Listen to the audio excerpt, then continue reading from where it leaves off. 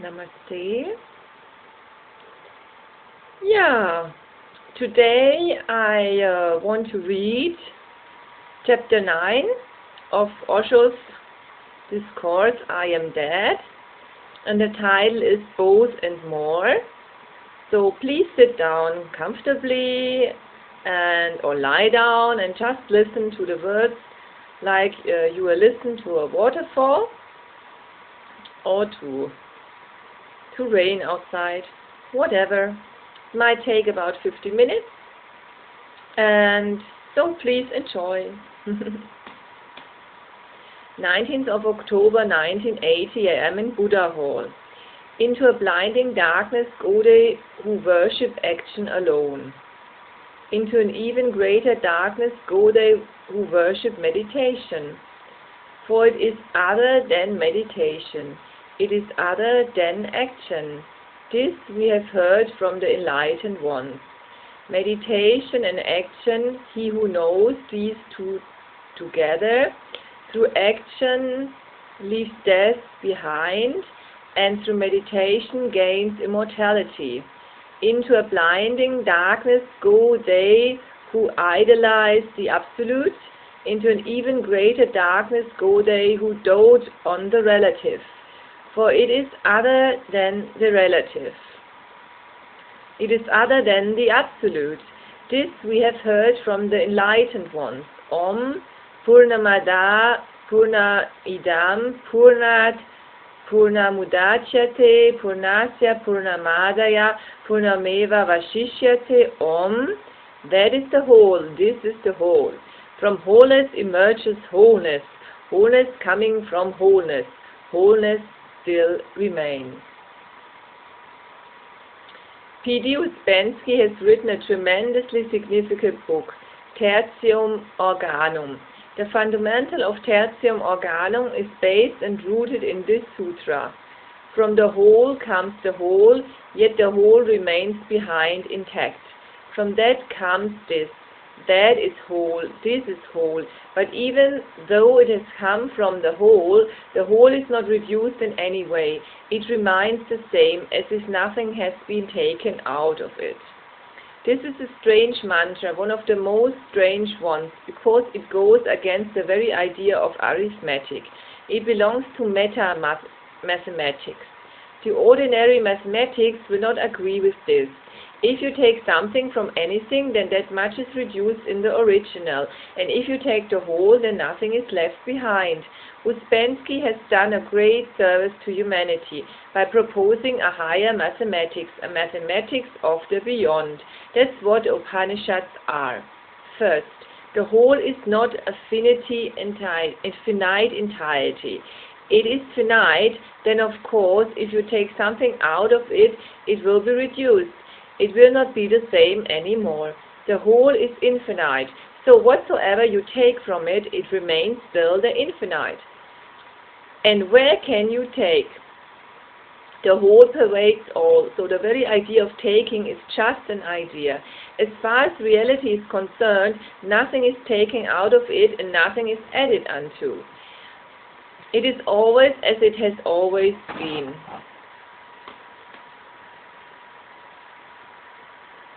Secondly, in the ordinary mathematics, the whole is the sum total of its parts. In the higher mathematics, that is not so. The whole is not the sum total of its parts, it is more than that. That more is very significant. If you can understand that more, you will remain absolutely unaware of the religious dimension of things. For example, the beauty of a rose flower. It is just a sum total of its parts. It should be according to the ordinary mathematics. It is not. The beauty is something more. Just like putting all the chemicals, the water, the earth, the air, and everything that constitutes the flower, even if you put all that together, the beauty will not arise. The beauty is something more. Hence, in analysis, it disappears. If you go to the chemist, the scientist, to inquire about the beauty of a rose, he will analyze it. Analysis is the method of science. Analysis means breaking it into its parts so that you can know of what it constitutes. But the moment you break it into parts, the invisible more disappears. The invisible more exists in the organic unity. You cannot analyze it. It is synthesis, it is totality. The same is true about all the higher values. A beautiful poem is not just the words that compose it. It is something more. Otherwise, anybody who can put words together in a rhythmical form will become a Shakespeare, a Kalidas, a Milton, a Shelley. Then any linguist, grammarian will become a great poet. That does not happen. You may know the whole grammar of the language. You may be acquainted with all the words of the language. Still, to be a poet is a totally different phenomenon. Poetry comes first, then come the words, not vice versa. It is not that you arrange the words and the poetry arises. A few of the students of Charles Darwin once played a trick on the great scientist, because he was continuously searching about all forms of life, and he was always categorizing to what species a certain animal or insect belongs to. It was his birthday, and his students thought of playing a trick, just a joke.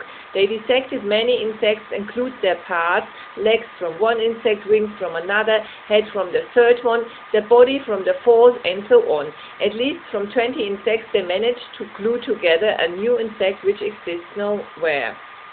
They brought it to Charles Darwin and they said, "Here is a great surprise for you as a birthday present. You may have never come across this insect, and we have been hiding it for this day. Can you tell us to what species it belongs? What is its name?" Darwin looked at the insect and he asked only one question to the students. "Does it hum?" They said yes. When it was alive, it used to hum. Then he said, "It's a humbug. You can put parts together, but you will create only a humbug. You will not be able to create life. You will not be able to create a new form, a new manifestation of something living." The Upanishads talk about two trinities. One is called Satyam, Shivam, Sundaram. Satyam means truth, Shivam means good, virtue, goodness, Sundaram means beauty. Upanishads say these three are beyond ordinary mathematics. And they also talk of another trinity, Sat Chit Anand. Sat, Chit, Anand. Sat means being, Chit means consciousness, Anand means bliss. Upanishads say this trinity also belongs to the higher realm, the world of synthesis, wholeness. It is beyond ordinary logic, ordinary mathematics. These two trinities are far more beautiful, far more meaningful than the Christian trinity of God the Father and Christ the Son and the Holy Ghost. Compared to these two trinities, the Christian trinity looks very immature, childish. Sometimes even children have more insight than the Christian trinity. When Sigmund Freud said that God, the Father, is nothing but a deep desire of an immature person to cling to a father, the idea of a father, it is a father fixation, he was right. But he had never heard about Satyam, Shivam, Sundaram or Sat Chit Anand. He would not have been able to say anything derogatory about these ultimate visions. The Christian Trinity is certainly very childish, and I say to you, sometimes even children are far more intelligent. A small child was asking another child, his friend. They were learning the alphabet, and the first child asked the second, "Why it is so that B always comes before C?" And the other child said, "Obviously you can see only if you are. First you have to be, and then only you can see. That's why C comes after B. How it can come before?" Now even these two children are far more developed, far more perceptive than the Christian Trinity, Father, Son, Holy Ghost. What nonsense they are talking about. Higher values are truth, good, beauty, being, consciousness, bliss. And why they are called higher? Because they don't come within the realm of the lower mathematics. The lower mathematics means the whole is simple, the sum total of its parts. That defines the whole, the world of the lower mathematics. And the higher mathematics, the meta-mathematics, means the whole is more than the sum total of its parts. You cannot know beauty by analysis. It needs a different vision, a synthetic vision. The poet can understand the beauty, not the scientist.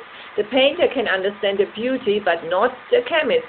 Truth can be understood only by a mystic, not by a philosopher. It can be understood by a lover, but not by a logician. It can be comprehended by intuition, but not by intellect. Intellect divides, intuition puts things together, and not only puts things together, it creates an organic unity.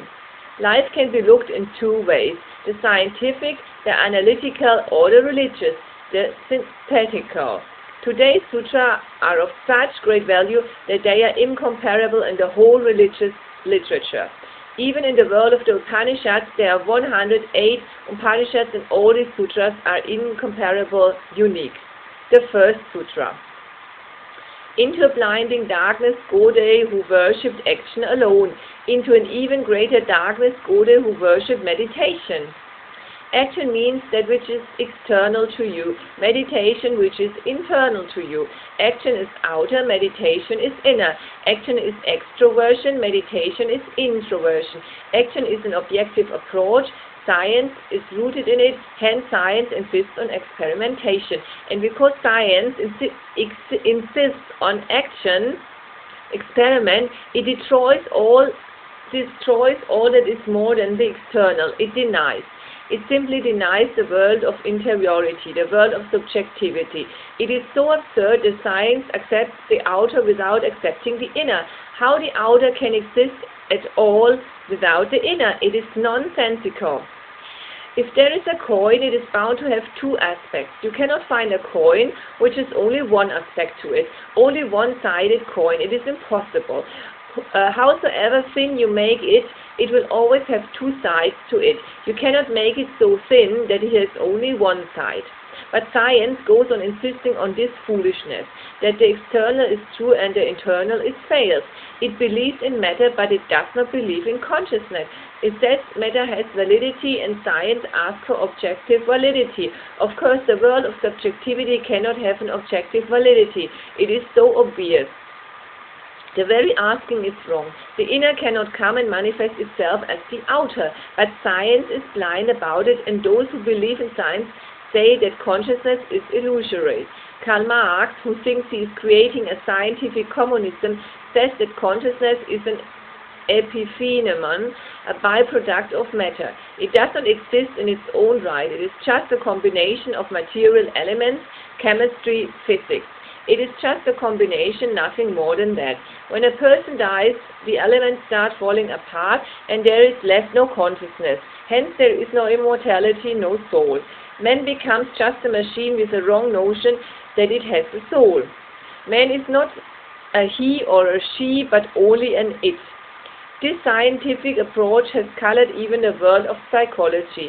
In fact, 90% of the psychologists should not use the word psychology at all.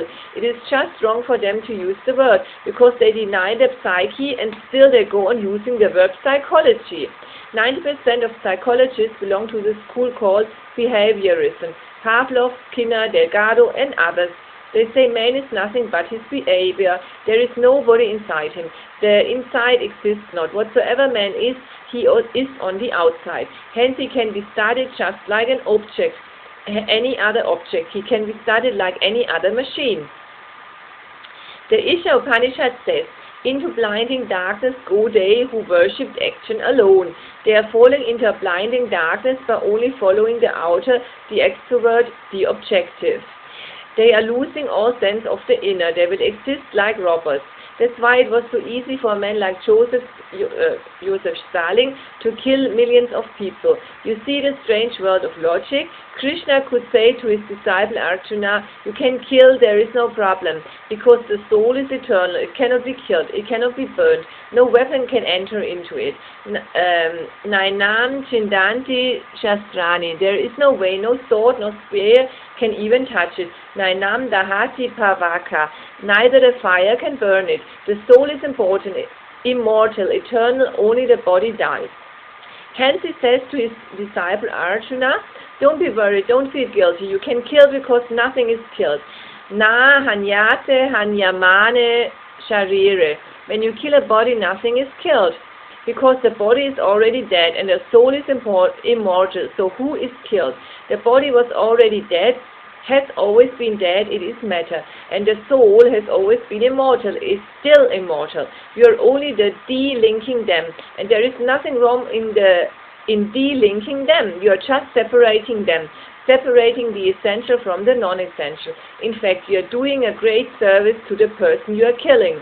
He himself was not able to separate the essential from the non-essential. In fact, you are doing a great service to the person you are killing. He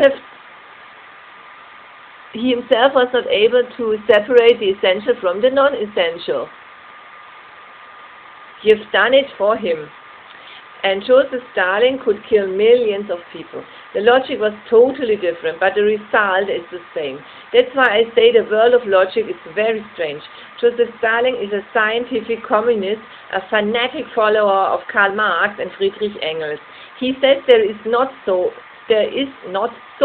so nothing is killed. You can kill. The body is only matter, and the matter will remain. The air will remain in the air. The earth will go back to the earth. The water will go to water, and all the elements will be dispersed back.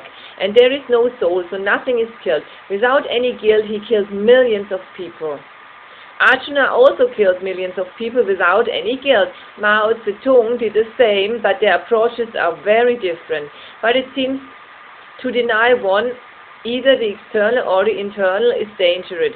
Its ultimate outcome will be destruction.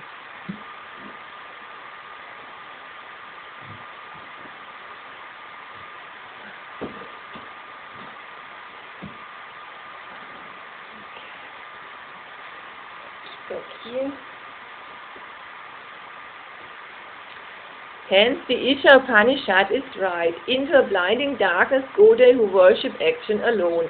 Into an even greater darkness go they who worship meditation. Meditation alone again leads to another extreme. Meditation means the internal, the subjective. It means introversion. And obviously the introverts start denying all external reality. They start saying it is Maya, it is illusion.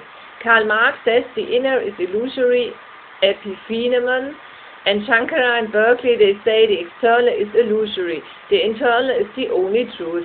Both are incapable of accepting the totality. They choose, they are not choiceless people. Religion is born out of choiceless awareness. The first who has chosen action alone becomes a scientist. The second who has chosen meditation alone becomes a philosopher. But both miss the whole. And remember one thing, the half-truth is more dangerous than the untruth itself. The partial truth is more harmful than the untruth itself. Why? Because it is very difficult to refute the partial truth, because it has something of truth in it.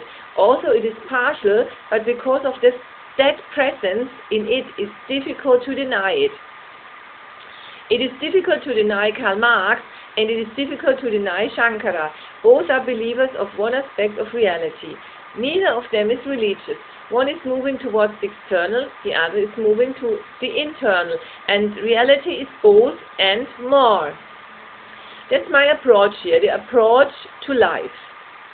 Therefore, I don't say to my sannyasins, escape to the monasteries or to the Himalayan caves.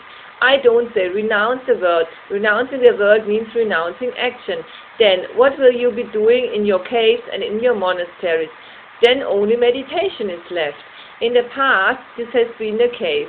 Either a person lived in the world, then he was very active, but his action was superficial because there was no meditation in him, no depth, no inner world. He was just his behavior, was just his outer garb, his periphery. Naturally, he created a superficial world with no depth, with no height. He created a very poor world. And then there was the other extremist who escaped from the world. Seeing its superficiality, seeing its peripheralness, he renounced it. Of course, he started going deeper into himself, but his going deeper into himself became uncreated. He had depth, but that depth remained unexpressed. He was silent, but there was no song in it. And when a silence is without song, it is dead. It has depth, but no manifestation. You may be a great painter, but unless you paint, what is the point of being a great painter? You may be a great poet, but unless you sing, what is the point of your being a great poet? So on the one hand, there were people who had chosen action, the world, the extroverts, and on the other hand were the introverts who had chosen their own being. Both were lopsided. Hence, I agree with the Upanishads. Life has to be total, not lopsided. Only then there is balance, and in that balance is music.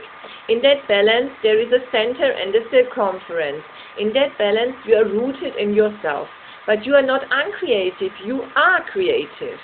The monks, the nuns down the ages have been absolutely uncreative. They have not contributed anything to the world. In fact, the superficial people have contributed far more, hence this emphasis.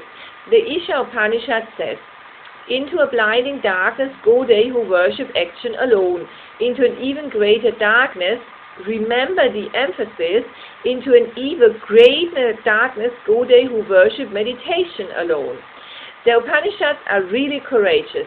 They say the truth as it is, with no compromise. Nobody would have thought that the Upanishads will be so hard on meditation. It can be understood easily that they are hard on the extrovert mind, but they are harder on the introvert for the simple reason that the extrovert was superficial, but at least he has contributed something to the world. You can see it. The East has lived with meditation alone, and the West has lived with action alone. The West lives in a kind of blindness, but the East lives in a deeper darkness, in a deeper blindness. The Western mind is superficial, but it at least has contributed much. Technology, industry, scientific, farming. It has given people a better standard of life. It may not have given them a better quality of life, but at least it has given them a better standard of life. It has given them better houses, better roads, better cars, better airplanes. It may not have given them a better consciousness, but it has contributed, it has been creative, of course, superficially. But the East, which became escapist in the name of meditation, became basically a dropout, has not contributed even that much. What your so-called saints in the East have contributed. It is poor because of those saints, and it is going to remain poor unless those saints are no more respected. But people go on respecting the same old rotten traditions they cannot see. Deeper is their blindness, darker is their darkness. They cannot even see who is the cause of all this misery. 22 centuries of slavery in India. Who is the cause of all this? Your saints, your Mahatmas, your so-called sages who escaped to the monasteries, who escaped to the Himalayan caves, to the forests, to the jungles. And you have worshipped them, you have respected them. When you respect somebody, it means deep down you would also like to be like him. That's what respect means. The word respect is beautiful. It means seeing again and again respect. When you pass a beautiful woman, if she's really beautiful, you will have to look again and again. That is respect. Seeing again and again. You will walk slowly, you will find excuses to go back, you will enter into the same shop the woman has entered, you will start asking for the same commodities she's purchasing so that you can be on the same counter. You will not be looking at things, you will be looking at her. This is respect, literally meaning of the word.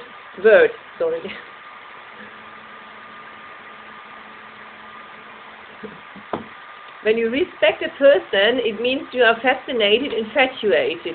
You would like to be like him. And the East still goes on respecting the same fools who are the cause of its misery, its starvation, its whole ugly state. People are dying. 60% people in India are starving. And by the end of this century, India will be the biggest country as far as population is concerned. It is going to surpass China. By the end of this century, it will be the most populated country. Right now, its problems are immense.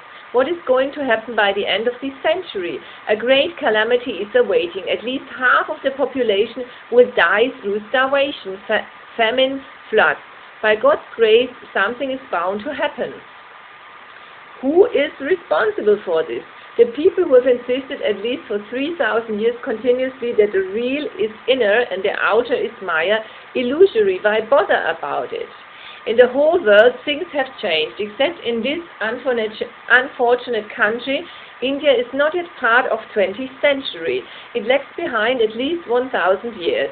People in India have not been able yet even to provide themselves simple toilet facilities.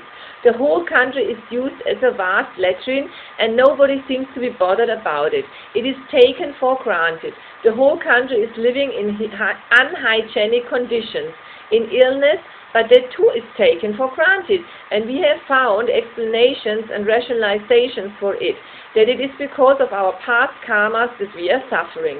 That means all the sinners are born only in India, and all the saints are born in the Western countries, which are materialists.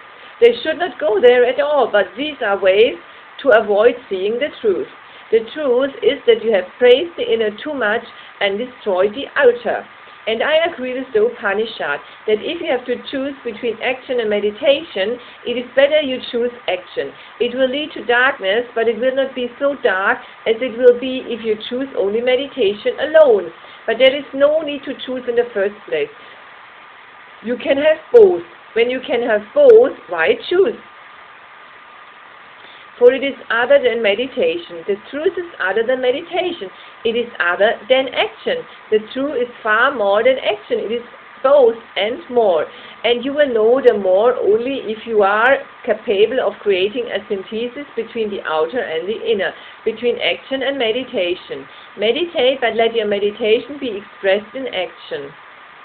Act and let your action become a part of your meditation. There is no dualism, there is no antagonism between the two. One can act meditatively, one can dance meditatively. When you dance meditatively, your dance starts having a new flavor. Something of the divine enters into it. Because if you are meditatively dancing, then the ego disappears. The dancer disappears. That is the whole art of meditation. Disappearance of the ego, disappearance of the mind. The dancer becomes thoughtless, silent. The dance continues and the dancer disappears. This is what I call the divine quality. Now it is as if God is dancing through you and you are no more there. One of the greatest dancers of this age was Nijinsky, and there must have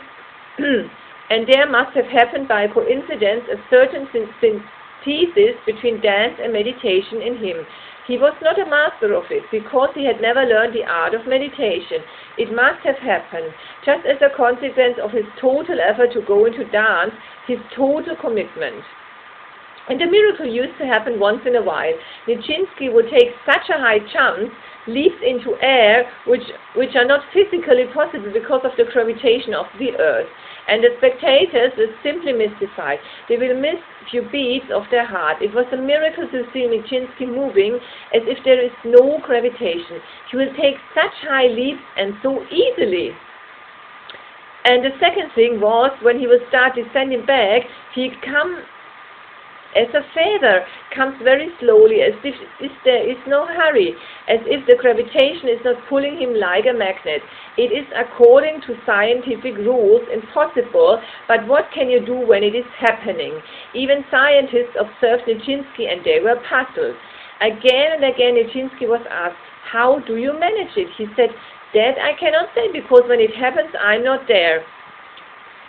I have tried to manage it and I've always failed. Whenever I try to manage it, it doesn't happen.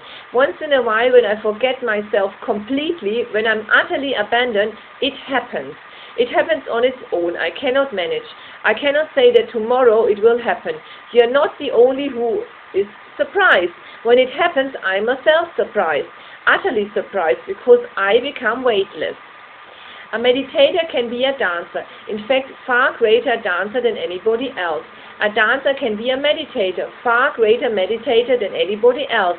A painter can be a meditator, and then his painting will have a totally different fragrance, a different flavor, a different beauty.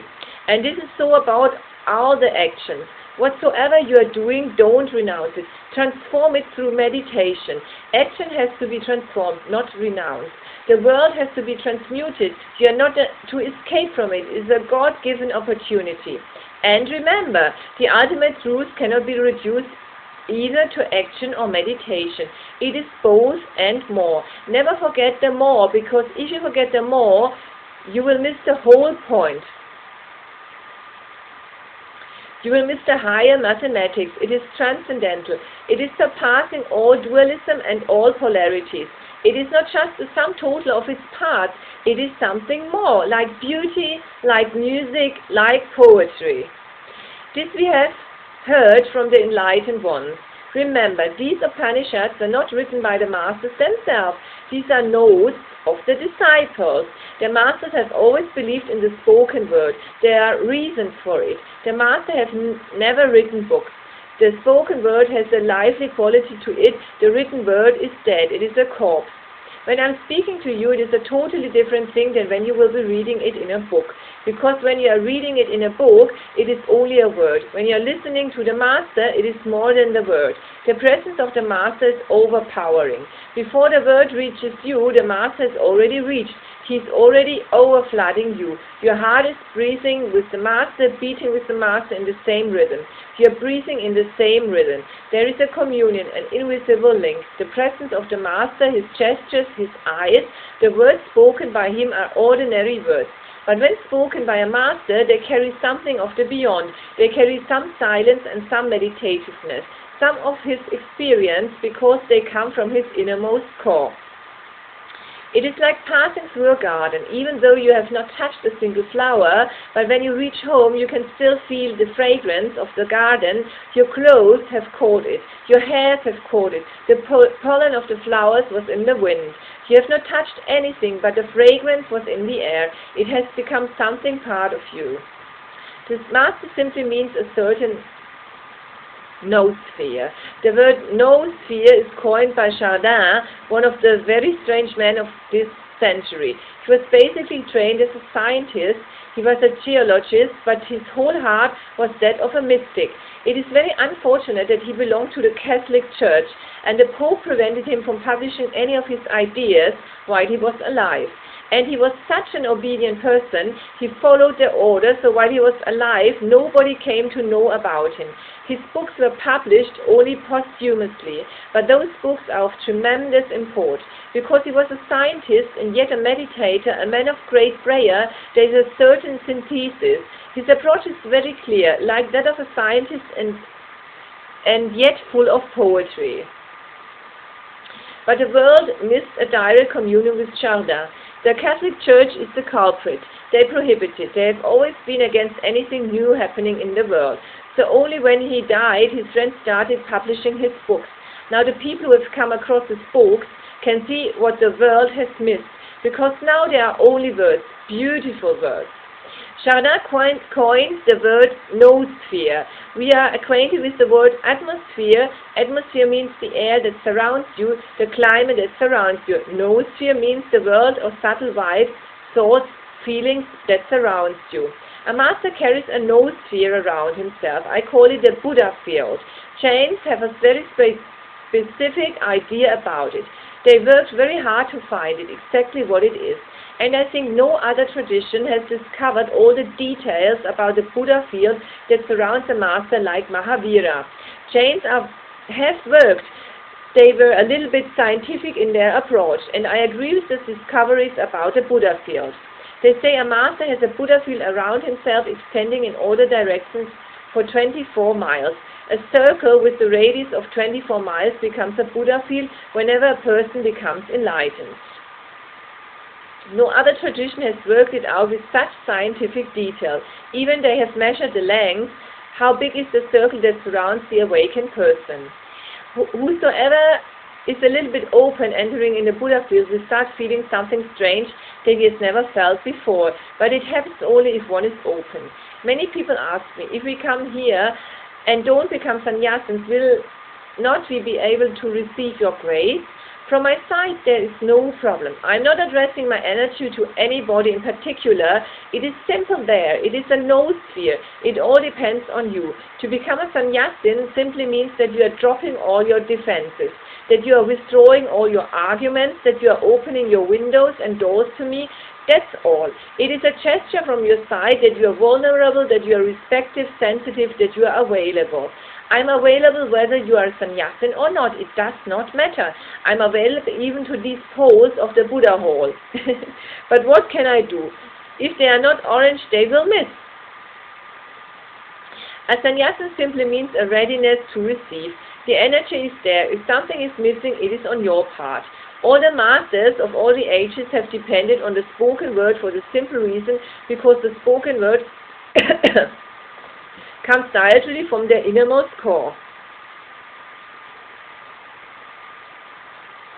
It carries the fragrance of their inner world, the richness of their inner world, the beauty of their inner world. It is soaked with their inner being.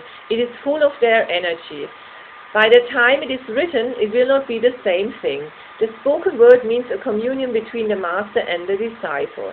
The written word is not a communion, it is a communication. Anybody can read it. The student can read it, he need not be a disciple. The enemy can read it, he need not even be a student. Somebody can read it just to find faults in it, just to find something that he can argue against it. But with the spoken word it is totally different. Even if the opponent comes, the spoken word dances around him. There is every possibility that although he had come with a conclusion, a fixed idea, his fixed idea may become a little bit loosened, he may become a little relaxed. He may start looking again before he takes any decision. He may start putting his priori ideas aside. The rumors that he has heard can be easily put aside if he comes in the contact of the spoken word. That's why the disciples who has written these beautiful sutras recorded them. They are, his note says, this we have heard from the enlightened ones. He's not saying that this is my experience. He's not saying that I am the writer of these beautiful sutras. His humbleness. That is the sign of a disciple. It has disappeared from the world. The very phenomenon of the disciple has become more and more rare. It has become almost non-existential. Otherwise, there was nobody to prevent him to sign these sutras. He could have said, these are mine. Just a few days before, a book in Marathi was published from Bombay. He has stolen a whole chapter from one of my books. The whole chapter without any change. Not even a single word is added or deleted, and he has used the whole chapter as an introduction to his book.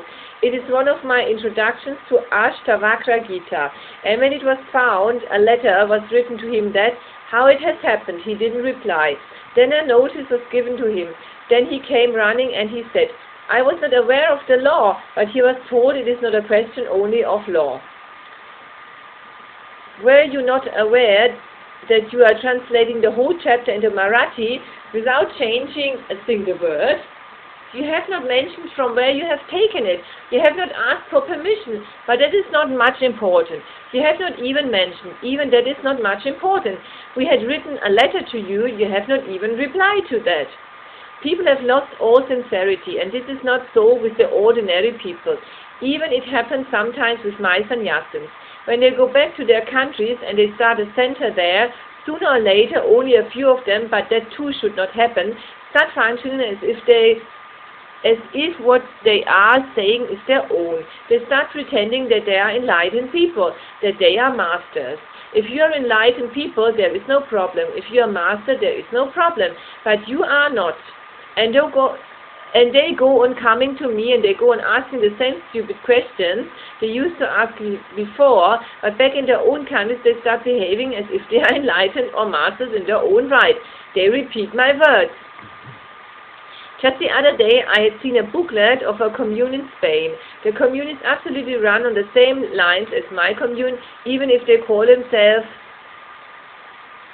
the orange people. They call themselves sannyasins, they use orange clothes, they wear a mala. The only difference is that there is no locket in the mala. Instead of the locket they have this Hindu symbol Om. They do dynamic meditation, they do Kundalini meditation, they do Nada Brahma. They change their names, they use Sanskrit names, Indian names, but they don't want to be known that they belong to me. A commune of 30 people behaving independently. And the man who is the head has never been here, but he goes on sending his people. Many people have come here. They take sannyas here, and when they go back to the only change that has to be done is to drop the picture from the locket and put Om, and everything is okay. In their brochure, they have used my words, my statements without mentioning me, just translating into Spanish, and it has become their own. And you will be surprised. They run a mala shop, a boutique, a Vrindavan. It is a true carbon copy. People have lost all truthfulness. The person who has taken these notes has not even given his name, but he again and again repeats, "This we have heard from the enlightened ones."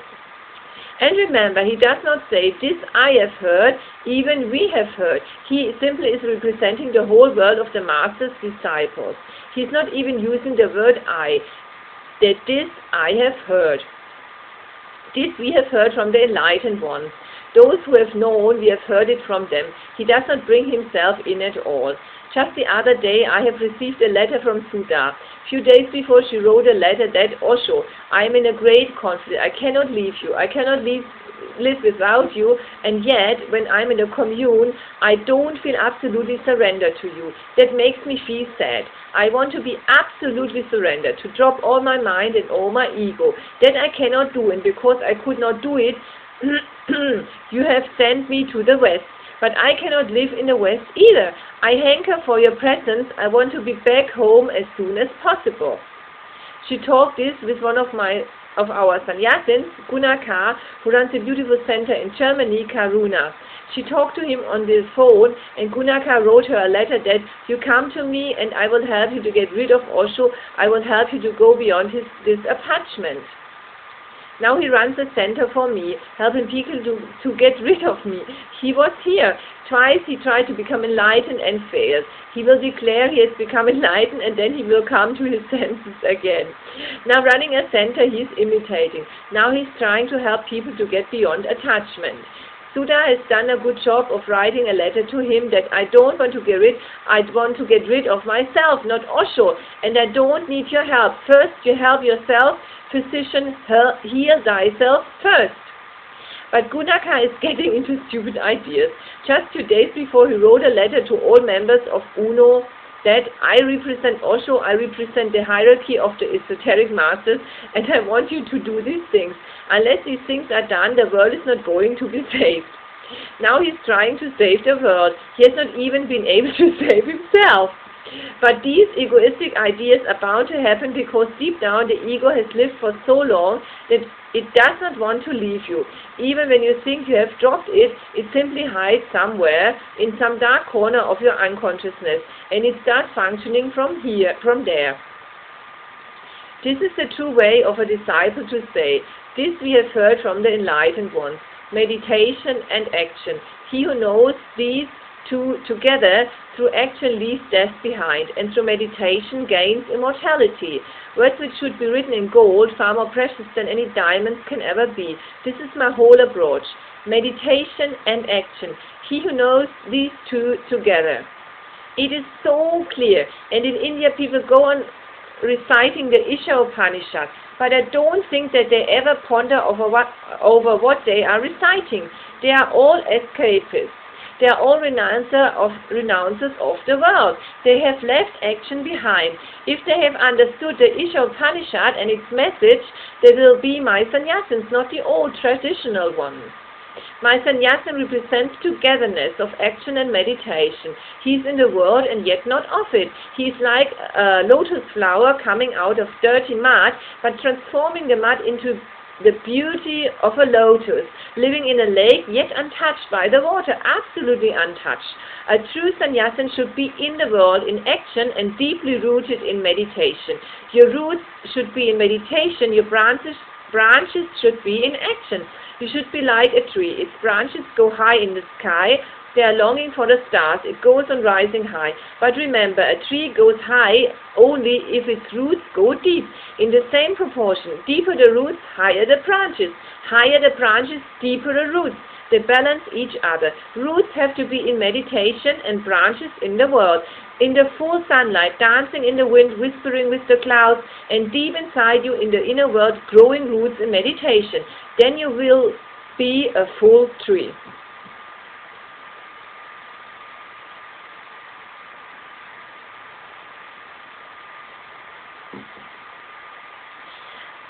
Up to now, 2 types of people have existed.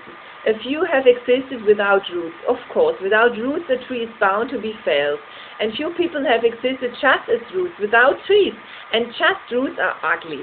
Have you seen beautiful roots? Flowers are beautiful, but flowers need foliage, branches, the sun, the moon, the stars, the rain, the wind. They need the whole world.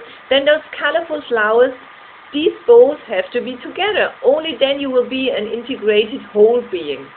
The worldly has only branches, but no roots. Hence he is dull, toothless, dry, dead, a corpse, just somehow dragging out of old habit. And your monks, your nuns, Catholic, Hindu, Jain, whatsoever that the denomination, they are just roots, ugly, not worth looking at. No question of respect, not even worth looking once. The question of twice does not arise, and without any flowers. My sannyasins have to be both, with roots in the interior world and with flowers in the exterior world. My sannyasins have to be both, capable of intellect and also capable of intuition. There is no need to choose. Whatsoever God has given has to be used to its fullest. Through action he leaves death behind, and through meditation gains immortality. It is only through action, through creativity, that you go beyond death. Action functions as negative. It is the art of removing hindrances.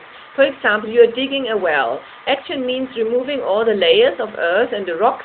If sometimes needed, dynamiting the rocks, drilling so that you can find the water sources. The function of action is negative. It is removing hindrances, obstacles, obstructions. And the function of meditation is realization of that which is. When the water starts coming up, meditation is drinking of the water to quench the thirst. Both are needed, action to remove the rocks and meditation to make you capable of drinking the ultimate, the wine of the ultimate. Through action leave death behind, and through meditation gain immortality. And these are the two aspects of the same phenomenon. If you don't leave death behind, how you can enter into the world of immortality? Leave time behind so that you can enter into the timeless, into the deathless. Into blinding darkness go they who idolize the absolute. Philosophy idolizes the absolute. Bradley, Hegel, Shankara, they idolize the absolute and they deny the relative. The relative means it is illusory. Absolute is true, and whatsoever is relative is illusory. Into an even greater darkness go they who dote on the relative. Science emphasizes on the relative. Albert Einstein discovered the theory of relativity. Jainism has a little bit of scientific attitude. Hence, Jains were the first to contemplate on the theory of relativity. Albert Einstein, without knowing it, is a Jain. Before Albert Einstein, 25 centuries before him, Jains have discovered Sayadvada. Sayadvada means the theory of relativity. Einstein says everything is relative. Sayadvada can literally be translated as perhapsism. Everything is just perhaps. Nothing is absolutely certain, just a perhaps. If you had asked Mahavira, does God exist, he will say, perhaps. If you ask him, are you absolutely sure about it, he will say, perhaps. He will never budge from his perhaps. Everything is only a perhaps, because everything is relative. Nothing can be said absolutely, certainly, categorically. It depends, and one thing can be looked from many standpoints. Sayadvada, perhapsism, has 7 standpoints. If you ask about God, Mahavira will give you 7 statements. He will confuse you more than you were ever confused before. He will say, perhaps God is, his first statement. Perhaps God is not, his second statement. Perhaps God is both, his third statement. Fourth, perhaps God is and inexpressible, his fourth. Perhaps God is not and is inexpressible, fifth. Perhaps God is and is not both, and also is inexpressible. You may have come to him with a little bit of understanding for or against, but he will destroy all your standpoints. He will give you the whole perspective from all the standpoints. That's what Albert Einstein has done, of course in a more scientific way. Mahavira's way is far more philosophical. Albert Einstein used to say that only at the most 1 dozen people in the world understand what I'm saying.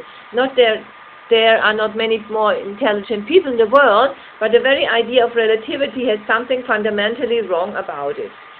Something can be relative only if you accept the absolute. If you don't accept the absolute, then what do you mean by relative? Even the meaning of the word relative loses all significance. It loses meaning. Relative simply means that which is not absolute. But what is absolute? According to Albert Einstein, there is nothing absolute. All is relative. And according to the absolutists, there is nothing relative. All is absolute. And then what do you mean by absolute? The very term has meaning only in contrast to the relative. Upanishads are very clear. They say, into a blinding darkness go they who idolize the absolute. Because they have chosen again one side of the coin, the unchanging, the Eichel, and into an even greater darkness go they who dote on the relative. They have chosen the other side, the real, the moving, the momentary, the temporary, the changing. But change is possible only on the foundation of no change. The wheel cannot move without the axle. And what is the meaning of the axle if there is no wheel? They are together, and they are meaningful only in their togetherness. Isha Upanishad is trying to make it clear that never choose, remain choicelessly aware and accept life as it is. Don't impose any choice of your own. The absolute is there, the relative is there. Your mind is relative, but your consciousness is absolute. Your body changes, your mind changes. They are like a wheel, but your witnessing consciousness is like an axle. It remains always the same, never changing.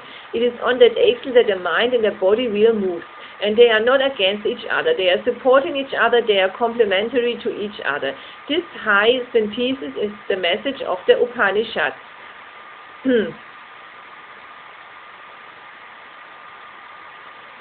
For it is other than the relative. It is other than the absolute, because it is beyond both and more. This we have heard from the enlightened ones. The disciple again and again repeats it so that you don't forget that he is not speaking on his own authority. He is simply recording the words of the Master. This sincerity is part of disciplehood, and only through this sincerity a disciple one day can become enlightened. Enlightenment happens only if you become more and more sincere and authentic. And you have to be very alert, because the ways of the ego are very subtle. It would like to claim that which you don't have. Beware of the ego. Om Purnamada Purnamidam Purnat Purnamadachyate Purnasya Purnamadaya Purnameva Vashishyate. Om. That is the whole. This is the whole. From wholeness emerges wholeness. Wholeness coming from wholeness. Wholeness still remains.